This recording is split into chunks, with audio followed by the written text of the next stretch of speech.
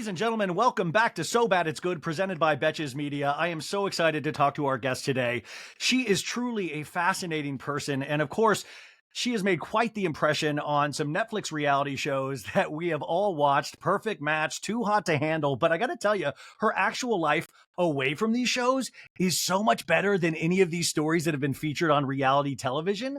Now, I got to see her and her fiance, Jesse Sullivan, at the DirecTV Women in Reality Television dinner like last month. And first off, they are an insanely attractive couple, but their story is so good. I've been listening to them on podcasts and TikToks to prepare for this, and it seems like a really amazing love story. And also, they're actually going through IVF right now as well. Plus, she has been in the middle what might be a 10-year home renovation when all is said and done. She is an insanely successful influencer. Her swimwear company, Farago, the label, which makes ethical, sustainable, and biodegradable swimwear. But in doing all this research, I can't wait to see where she goes next. And I'm truly curious why she doesn't have her own show at this point. The one, the only Francesca Farago. Welcome to the show. That was an intro. Oh my God.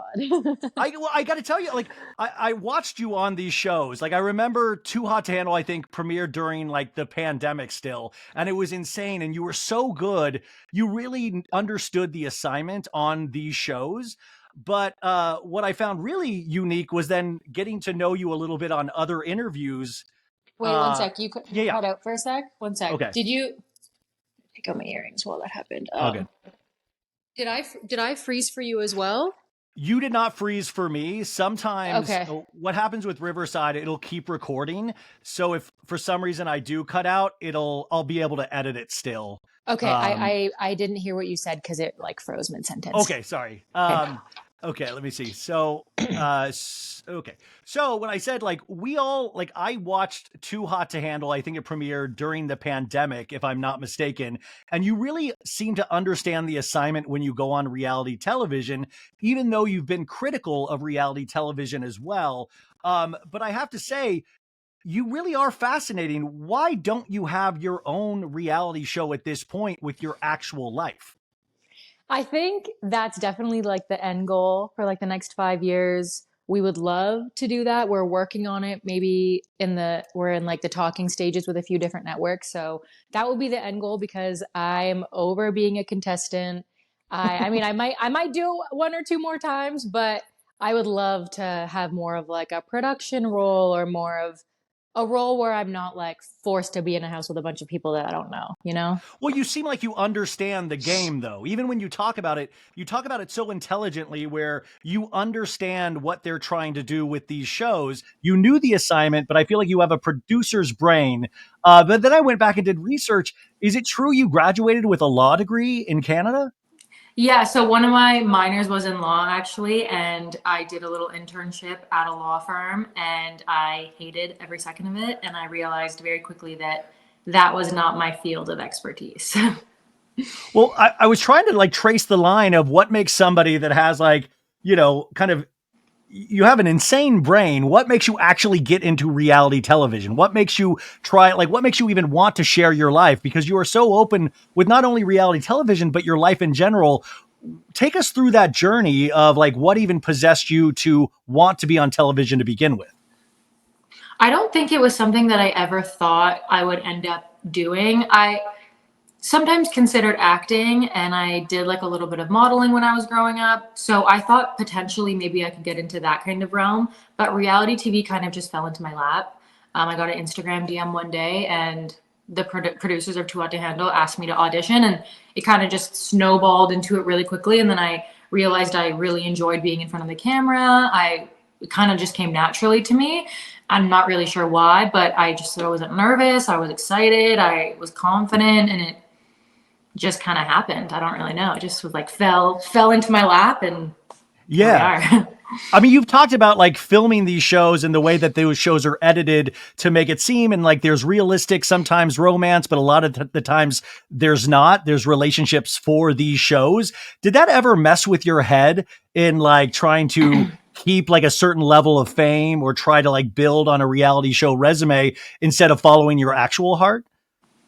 So I think for Too Hot to Handle, I went into it very naive, and I fully believed in the process, and I left the show in love with someone. And then I think that's why going into Perfect Match, I was a little bit more jaded and I was a skeptic, and I didn't really I went into it kind of with my eyes more open, and I didn't really trust the men in the house. I didn't really care to get to know them. I was open to it and I was excited for the potential, but I really didn't think that anything was going to happen for me at that point. So that's kind of why I was more strategic about it, as opposed to Too Hot to Handle. I was still strategic and I wanted to make a good television show, but I was also like doe-eyed, you know, like I was blinded by the infatuation that I had.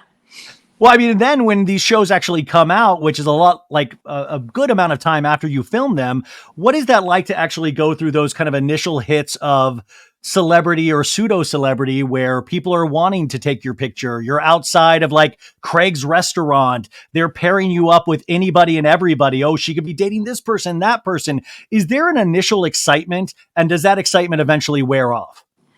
I think definitely anyone who does social media or anyone who does reality TV, kind of the end goal is to reach a level of success and fame, as you would say, so that you're comfortable. But for me, I was kind of always thinking about it more financially. I wanted to be super financially stable and I had career aspirations as opposed to just like the fame kind of paparazzi aspect to it. I remember the first time I had like a photographer like follow me to my house because he saw me get Oh, into a good. parking garage, into my car, and like followed me to my house, and then took awful photos of me, and then knocked on my window of the car and said, "Hey, if you give me like juicier gossip, I'll delete these photos, and you could take my number and then let me know." So I was like, okay, like well, this is how it is, I guess. Like this is what my The life game. is now. Yeah. So I quickly realized very quickly kind of how people worked. And right after the show, I was in relationships, and I feel like a lot of people were maybe using me, and I wasn't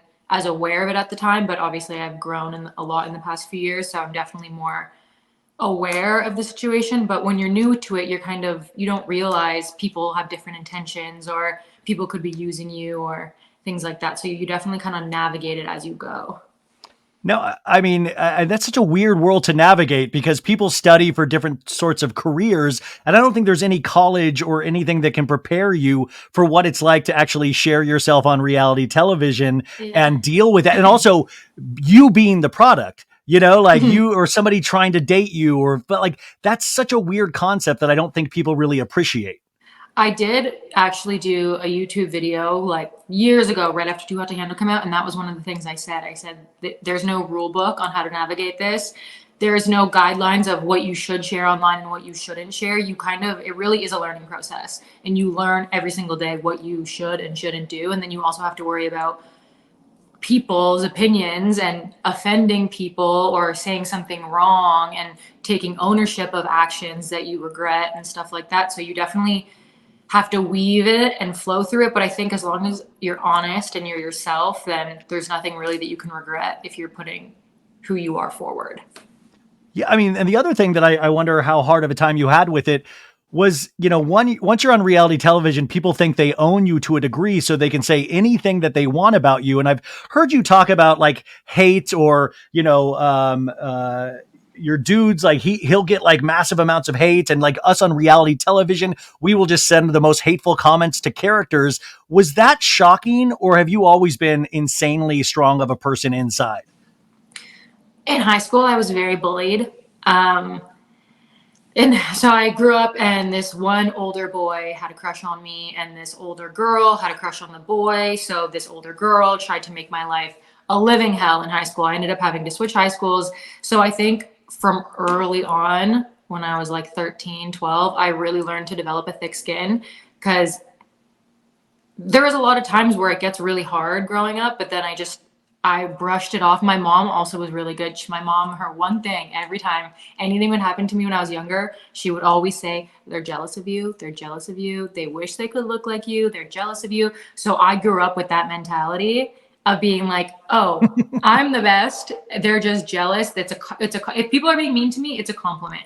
It's flattering because I have something that they want. So I kind of grew up with that mindset. So I think that just carried into my adult life, that if people are being mean or people are being hateful, then you're doing something right, and you're doing something that that person would low-key want. So I've kind of just had it like that, and I've been really confident growing up. So Oh man, that yeah. stuff flattens me. I don't know how you deal with that because like I mean, I hear one bad comment and I'm like out for the week. And I mean, I just noticed with a lot of reality television and influencers, that's part of the game is that you want people talking, whether it's good or bad, or even being a reality show villain. There is something so exciting in that for the audience, but then we're able to like try to tear you down. Yeah, I think people like people love to see people succeed, but people love to see people get torn down even more. Even influencers I'm seeing now, like beauty influencers or like Alex Earl, for example, anyone will take any little small slips that they do and they're waiting for it. They're Yeah. watching, waiting for that person to mess up. And right when they mess up, even if it's just a little bit, everyone messes up every single day. No one's perfect. Everyone says things that they regret. Everyone does things that they regret. And then that little slip can really do huge damage to your career if you're not careful or if you don't know how to like recover. So Yeah. it's scary. I It's mean, scary. Yeah. but you can only learn through going through those things. So I think it's such a Yeah. weird mind fuck that celebrity can be. The other thing I was thinking about in terms of how good you are on screen, you know, you really do pop in a certain way. Were you a fan of reality television? And I was listening to parts of your podcast with the Vanderpump Rules guys, and I was just saying, like, you know, they've been in this 10 seasons. You are still, even though you've been doing this for years, still, I guess, considered fairly new in this. Did you grow up watching reality television? Are you a fan of the genre before you got on it? No. I mean, I like Survivor and I like Naked and Afraid, and but I actually think I grew up watching Real World a little bit, but Yeah. not from what I don't have like any memories of it really. I just think it kind of I was thrown into it, and I feel like because I didn't watch it a lot, I didn't have like a preconceived notion on like what I was supposed to do, how I was supposed to act. Editing, I didn't even know that editing was a thing. I didn't know that they could put words in my mouth. I didn't think that was legal, but they can, and you sign off that they're allowed to do that. So you really, I went into it so blind, having no idea. And when I saw it, I was like, wait, that didn't happen. But the world thinks that happened, and you can't say that it didn't happen because you're in a contract. So it's like very tricky. But Yeah, no, I think, yeah, I've talked to some of the people from Love is Blind on Netflix as well, and kind of sharing the edits and all of that stuff is, and I think you kind of have a tenuous relationship with Netflix right now, even though I think you are a star of these shows. Has Netflix tried to make any amends to you to get you back on their team? Because I feel like you're a fit for this stuff, but I feel like they would have to make some concessions to get you back on. I think when I've been out, I have ran into like at the variety party, I ran into one of the producers of Perfect Match, and she came up to me. I hadn't met her; she was kind of more behind the scenes, but she came up to me and introduced herself, and she apologized for the way that the edit portrayed me. But I think, I mean, I get it. Like they wanted the views, and I was just the person that they chose to portray a certain way to get those views. I mean, if I was portrayed that way or not, I still feel like I would have brought in the views either way. But I think I just am going a different direction with what I want to do moving forward in the future. Well, that's what I was thinking about. Like, where do you want to move forward in the future? We're in a new year, 2024. I don't know if you're a big vision board person. I don't know what, like, how do you dream? Like, because you possibly couldn't have dreamed to be where you are right now when you were a kid, because this is all kind of new and influencing and all of this stuff. What are the dreams for 2024? I mean, for me, the goal has always been a family and being comfortable and financially stable and raising kids. That's always been my goal. I don't have like a certain goal of like fame I want to reach. I'm very content with the way I am now. I have a good amount of success, a nice online presence, but it's not to the point where it's overwhelming, where I don't want to go out in public. I feel unsafe. I'm at like a good level right now that I really enjoy. I have a few plans for some new TV shows in 2024, some more reality, and then the end goal would be a show potentially with my fiance and myself and like our family. That's what I really want. I mean, I was listening to you guys and I was like, this would be so good. And I was like learning so much. not only about trans issues, but I was learning about IVF, and I was learning all of these things. And I was like, this is kind of what I want reality television to be, is more centered around real things. Because I do believe that there are still things that would be dramatic, funny, all of these things, but it's your actual life. And I think people can handle that. I also think there a story like mine and my fiance's has never been told before. When I was growing up and I was like looking up to people in shows or in movies or anything, it was very heterosexual, the norm, like nothing was really out there, and you didn't really have people who are queer and in that kind of realm to look up to. And I've never seen a show about our kind of life. So I feel like it's important just an awareness and an acceptance of like the generations moving forward, that a story like ours, even if it's not us, that a story like ours is told. And there's a lot of hate against queer people and trans people especially. So I think just awareness and being put in front of people's faces and people can watch and say, oh my God, they're literally just normal and cool and nice, would bring a lot of acceptance towards the community.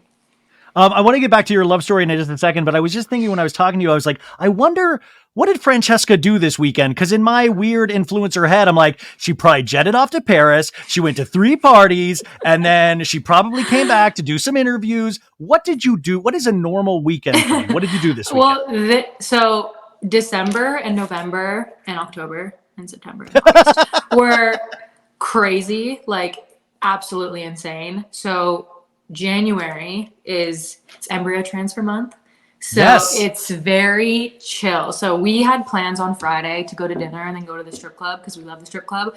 And we okay, this is what I pictured. Okay, this is what I pictured. But yeah. we had some wine, and then we just like, I was ready to go. Like I was glam, I was all ready, and we looked at each other and we were like, we're not leaving. We sat on that couch right over there and drank wine and watched a movie and then went to bed, and then we're hungover the next day. We were very chill. It's been very like relaxing. Well, we're going to the strip club tonight. But okay, wait, what strip club is this? What strip club is this? This seems like what is the Francesca strip club in Los Angeles? We like Jumbos. Oh my God, you guys, yeah. Jumbos, they've talked about this on Vanderpump Rules before. It is like a hole in the wall, but if you live in Los Angeles, you have a Jumbo's Clown Room experience. Courtney Love used to work there back in the day, but it's kind of a really amazing like hole in the wall. I mean, it really is a great place, but that's, okay, so they missed out on you guys last night. What movie did you watch? We watched this, it was actually a series of, what was it called? It's this mom, and because I was kind of drunk, it's this mom and her husband dies, and he gets shot, and then she sees the husband on the nanny cam, and then it kind of all, I saw it on TikTok, it's on Netflix, I think. It kind of all blows up because she's like, my husband's alive, what's going on? Made you look, right? Is it made you look? Or I don't know. I don't remember the time because I was drunk when we started it, but I was so into it. I'm like, this is so good. Yeah. Okay, so you actually live a normal existence like a lot of us out there do, where you just stayed home and watched TV on the couch. I know you are probably so bored about talking about your love story, but how did you meet your dude? How did that happen? I'm never bored. Well, we met, so TikTok during the pandemic, kind of like towards the end of pandemic, did a live stream event for Pride in 2021, and they hired me to host the event. So I was interviewing people, and he was one of the people that I happened to interview. And you thought he was cute right up the bat, right? We met like this, like over Zoom. Now who was the person that made that first move? Are you usually the person? Yeah, or it's me.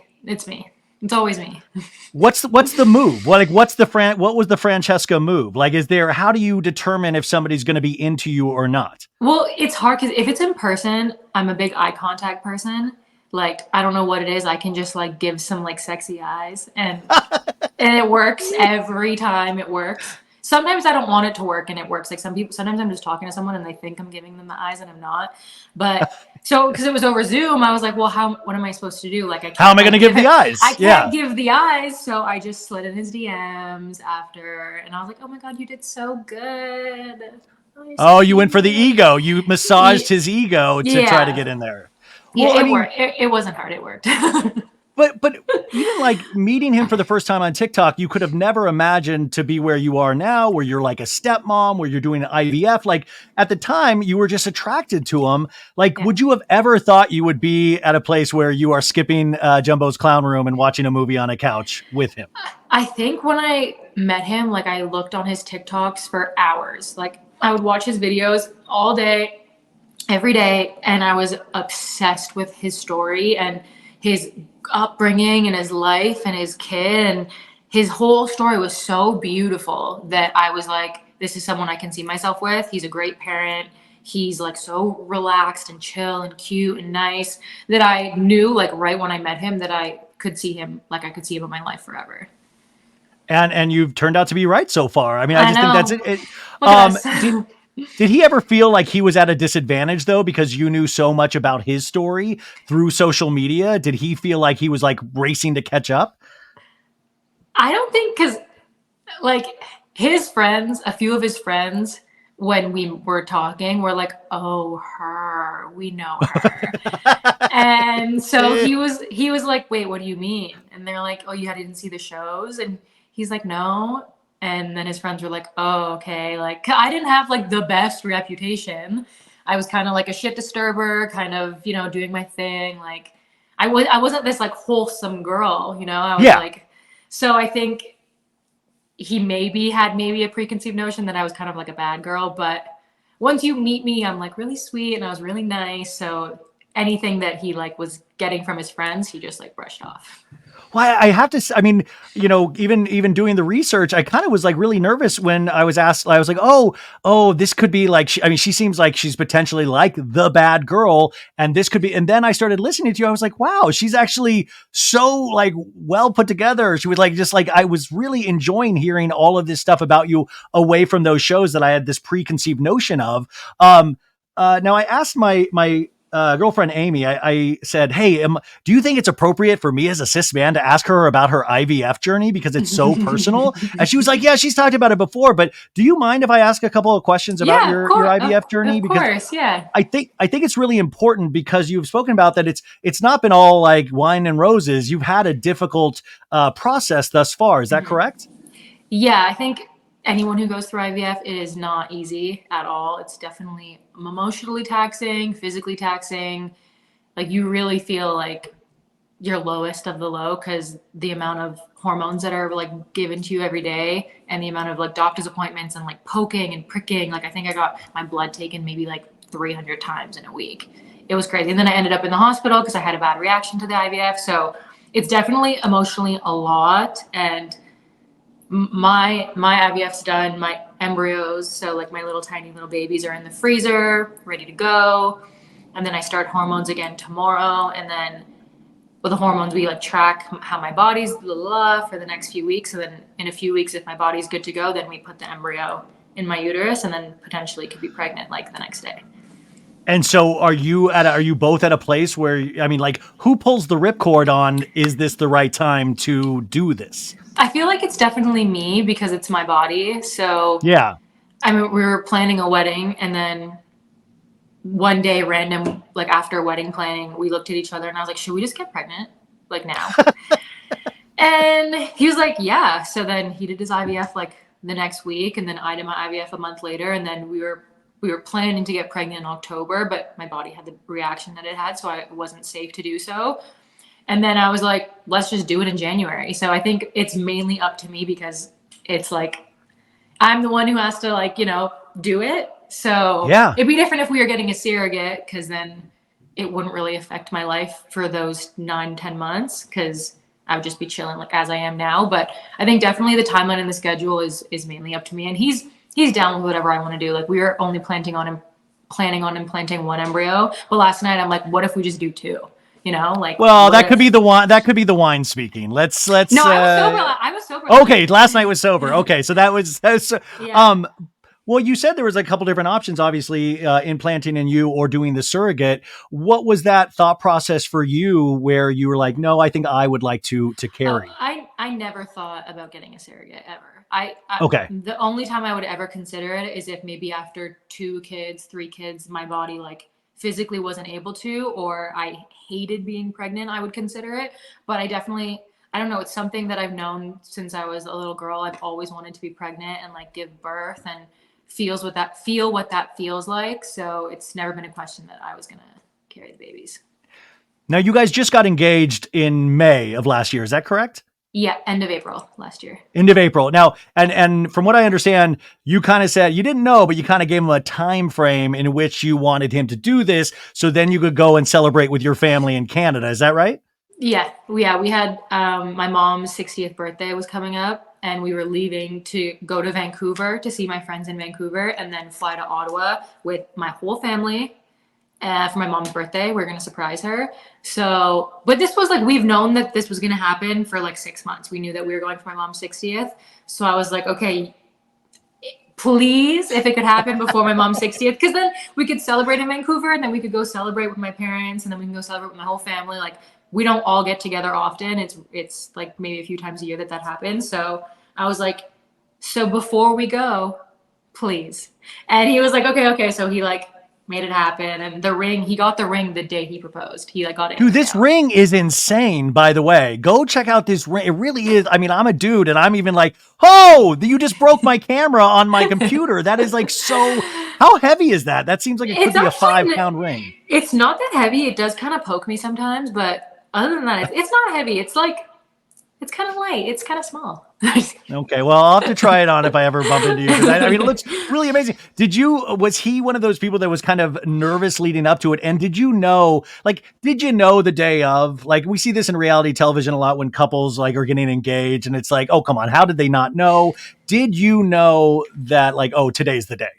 So he lied to me, and we had our first date at a club called EPLP. Oh yeah, the top floor. Yeah. So he told me that on the Saturday there was an event at EPLP, and that we were gonna get really dressed up, and then we were gonna go. And I was like, okay, it's happening on Saturday because that's where we had our first date. Like, maybe he rented it out. Like, that's what I thought. And so he threw me off. And then the Friday, he's like, oh, I got invited to this orchestra thing. Like, do you want to go? And I was like, orchestra? I'm like, not really. I'm like, not really. He's like, oh, they're doing something with Taylor Swift. I was like, okay, let's go. And he's like, let's get cute pics tonight. So dress nice. And I was like, okay, wait, tomorrow? And I was like kind of confused because I was like, wait, is it happening tonight? But then he knew that I wanted our 15-year-old to be there. And I thought this was a lie. They were actually at their aunt's, but I thought that they were in Orange County with their other dad. So I was like, no, Arlo's not here, so it's not happening.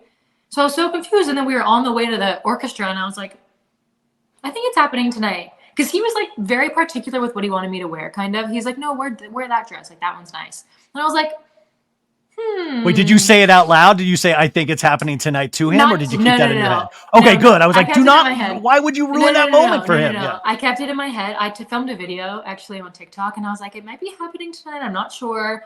But it was like the weekend before we had to leave for Canada. So I was like, this is the last opportunity for it to happen. So, and so then it happened, and then you were able to celebrate with your family. Is your family kind of, are they blown away with everything that's happened to you in the last 5 years? Or they were like, nah, we kind of figured this would be the way Francesca would go? My mom is like the sassiest Italian lady you'll ever meet. Like, her love language is like slapping you in the head. Like, that's how she is. When she started hitting Jesse, like, not like a punch, but like when she started slapping Jesse, I knew that she loved him. Like, it was good. Her. So she's very like, she's not very emotional, and she's not very affectionate, and she like doesn't really say she's proud of me ever. She's kind of like, oh yeah, okay, nice. And I'm in my mind, but my dad, he cries. He's very emotional. He always says he's proud of me. He like cries when he sees me. He gives me the biggest hug. He tells me how well I'm doing. So my dad's like the softie, and my mom's like the stern kind of like, you're never gonna see me like be like emotional. Well, did she get emotional though at all with any of that? Like when she saw you two, when you, no, okay, perfect. But your dad, but I can't wait to see your dad at the wedding. It's going to be, well, I I took my dad to see his favorite band, the Eagles, last night at the Forum, and he cries during an Eagles song. I have to like Yeah. put I had to rub his back during an Eagles song. I was like, Dad, man up, man. That's something my dad cries every Christmas. He cried for my mom's birthday that year. Like he's a crier, but yeah, my mom's like a tough cookie. I think that's also why I'm like so thick skinned, because she's so thick skinned that it kind of like Yeah. rubbed off on me. Do you think that that's how you'll be as a mom as well? Do you think you're going to be? No, because I see that like my Pomeranian. His name's Romeo. He Yeah. is. By the way, her Pomeranian has their own social media account. I mean, it has its Yeah. own, like, more popular than I'll ever be. I mean, yeah. I haven't posted on his account, but I used to post all the time because I was like, oh, maybe he'll get some brand deals. But he is the cutest boy in the whole wide world, and I love him. So I feel like he's just a dog. Like, he's not just a dog, but he's Yeah. a dog. So the way I am with him, I can't even imagine like how much love will be multiplied for a child. Like, I look at him every night and I make sure he's breathing. Like, I cook his food. Like, I could squeeze him and stare at him all day, every day. Like, I just love him so much. So Yeah. I can see that transferring to a child and it just being like crazy. I don't think I can like hold in. I'm more of my dad. I'm more of like a little gummy bear at heart, as opposed to like my crazy. Well, you could be a perfect blend of the both. Yeah. You know, you both, you and your dude on social media, you share so much. Is there a point though that you're like, where you do like, we got to keep this for us, or these are our private, like, how do you interpret that in your mind of keeping things for yourself and your relationship? I think it's hard because people, I think you mentioned this earlier, people kind of expect to like be included, and Yeah. you reach a certain point where you feel it as well. You feel like you owe it to them to kind of include them. And for me, it's so weird. Like, I'll follow a woman's, it's crazy because I think this way too. I'll follow a woman's pregnancy journey, and then she'll give birth, but she won't tell anyone the child's name. And I always feel like cheated. I'm like, oh, but I was so invested, and Yeah. like, I love you guys, and I don't know the baby's name. Like, it hurts my heart. I'm like, I know they're doing it to protect the child, of course. Like, that comes first, and like, good on them. But I feel like if I feel that way to people I don't know, I know that people feel that way towards us. And as long as we're comfortable, we'll share. Like, if we feel like we're still being safe and nothing's being compromised and everything's cool, we'll share. Like, our 15-year-old doesn't really like being recorded or filmed anymore at all. So if I want them in a video, I'll ask and I'll say, no pressure. I would love you to be in this video if you're cool with it. But if not, like, don't even worry about it at all. So I think it becomes a point where it's like you have a thin line. It's different with kids because you don't want to like put your kid online like eating a hot dog. Like, I feel like people that do that are really weird, but you also want to share them because it's like your baby. Yeah. So it's like hard. I think Yeah. it's easy thus far, but I think when kids are involved, it'll be different. Well, that's what I was talking about, like parasocial relationships, which, you know, you actually, you know, you have parasocial relationships of people that you follow that, like you just said with that person. You know, it's so interesting that we deal with that in this day and age, that wasn't like that 20 years ago. But I do wonder 20 years from now where we're going to be with this, because I feel like reality television, I felt like fed right into influencers. And I'm trying to think what the next thing is going to be. Like, where are the lines in terms of sharing our lives these days? Yeah, it's hard too because there's a lot of judgment, and if you overshare, you get judged, and if you undershare, you get judged. So it's obviously safer to undershare, but also sharing and creating videos, like, and posting them and editing them, you have like a beautiful memory. Like, if we watch our engagement video so many times, and we watch like our IVF videos, like if we're just like sitting and we're chilling, we're like, should we watch our engagement video again? Like, it's like a good memory that we have that we can look back on. So I do enjoy that part of it as well, is like having the memories just there. Do you have 10, 15 more minutes? Are you okay? Okay, cool. So I did want to think also, and the other things that you're doing right now that I think the influencing actually helps is that you have your swim line right now, correct? Mm-hmm. And that's Farago by the label. Is that what it is? Farago the label. Farago the label. Sorry. Yeah. And I mean, you know, I was looking at the Instagram page for that. I was like, what is your goal with this? And I was also noticing you model a lot of the swimwear yourself. And what is the audience that you're hoping to get? You know, what are you hoping to do with the brand? So when I first launched, I was definitely creating swim that I loved, that I wanted to share. And I was going into it kind of with a different mindset. I was like, okay, I'm going to make bikinis that I love and that I want to wear and I want to share them. And then as the months went on, I started like girls that would comment on my photos and comment on Farago label, I would start looking at their profiles and I was looking at what they were wearing and how they looked and bikinis that I thought they would like. So I started moving to more inclusive and wanting to make women feel comfortable in their skin and wanting to design swim that everyone would enjoy and not just my specific body type. So then I moved into the more like body inclusivity kind of aspect of it and making bikinis that everyone would feel comfortable in. And then also keeping them like, because I'm vegan. So I wanted to keep them like vegan, cruelty free, and biodegradable and good for the environment. Because that's like not even done anymore. I don't even see companies be eco-friendly or have eco-friendly packaging. And a lot of bikini companies that are really popular, every single photo is like a thinner woman, and that's like 10% of the population that looks like that. There's like 90% of women who are also in need of beautiful bikinis that don't cater, like these huge companies don't cater to. So Yeah, I love that you started with yourself and then kind of like went globally and thought about all women, is that this is mhm, for all women and it's done the right way, which a lot of companies don't do that anymore because I think it's mhm. probably a little bit more expensive, but it is great that you have this that actually kind of hits all those right notes for people where you can actually feel good about yourself in and also feel good about purchasing because it is not destructive to the earth in any sort of way. Yeah, yeah, exactly. So the other thing in terms of influencers, I was thinking about the Kardashians a lot as we're all forced to do. What do you think that they are truly the first influencers out there, like, and where they've grown? Would that be ever a goal for you to get that large? I don't know if they're like the first. I mean, I guess, yeah, social media, because social media is kind of like, I feel like definitely not. I would say that's not the goal because I couldn't imagine having that lack of privacy. Financially, that's the goal for sure. I always want to make more money and do more financially, but I wouldn't want to get to that level of like attention or scrutiny, or I think the quality of my life wouldn't be as good if that happened. But financially, yes, they're the goal, but not fame wise.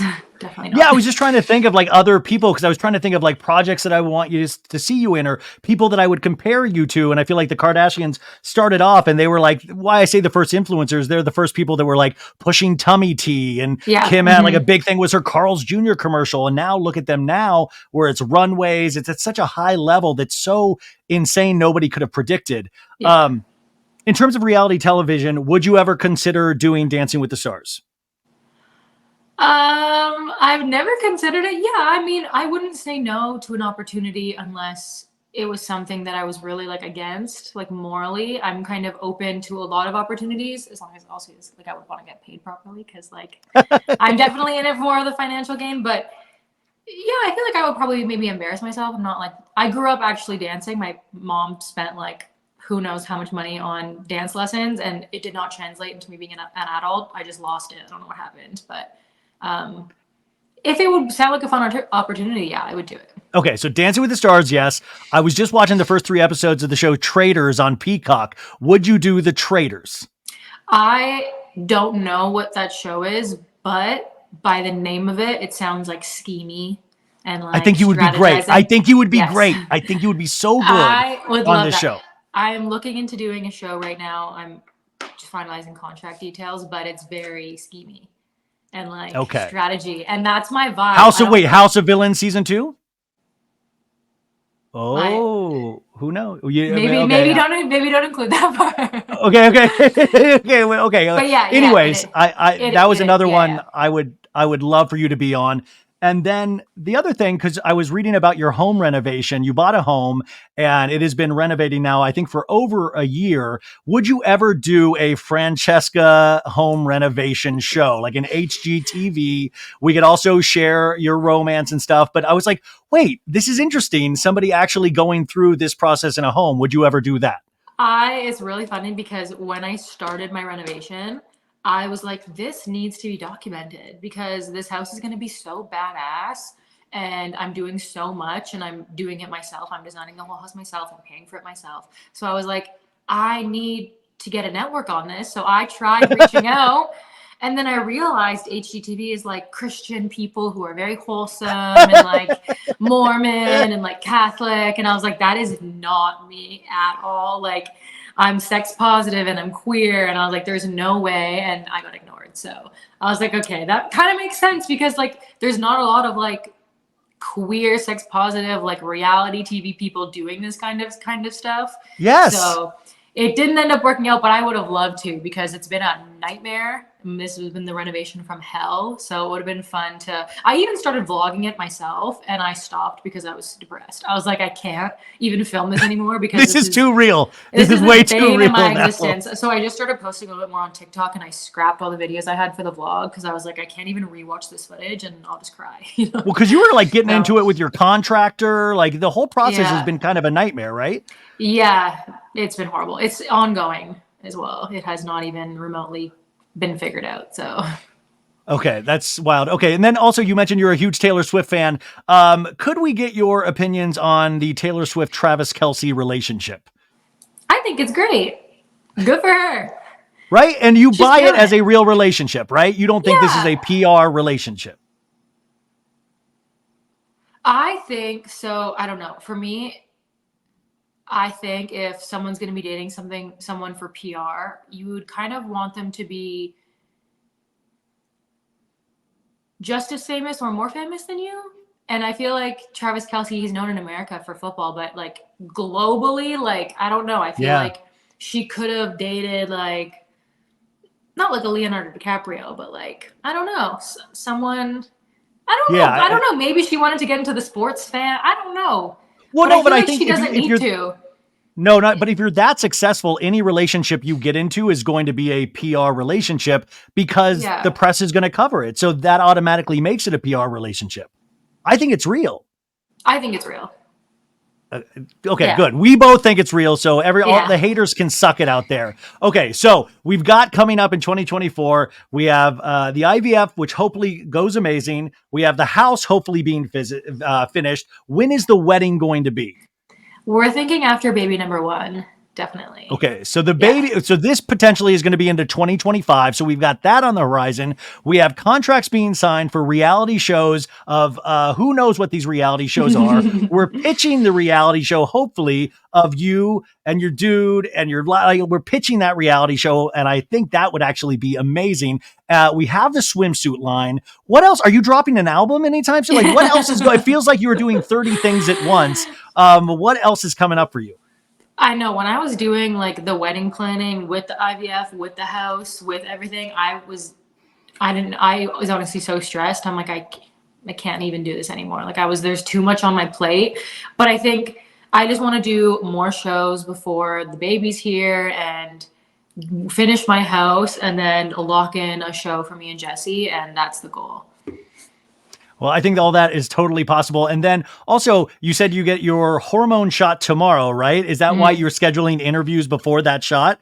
I mean, is this, right? Well, because starting tomorrow, I have like so many doctor's appointments like every day. So it's hard to schedule things. So I did block off the next few weeks kind of for the IVF to finish the IVF off. And then hopefully I'm pregnant soon. And then that'll just be like life-changing. But if the embryo transfer fails, then I'll probably do some more reality TV quick, do some more things, have some more fun, travel a bit, and then try again in the IVF in the spring.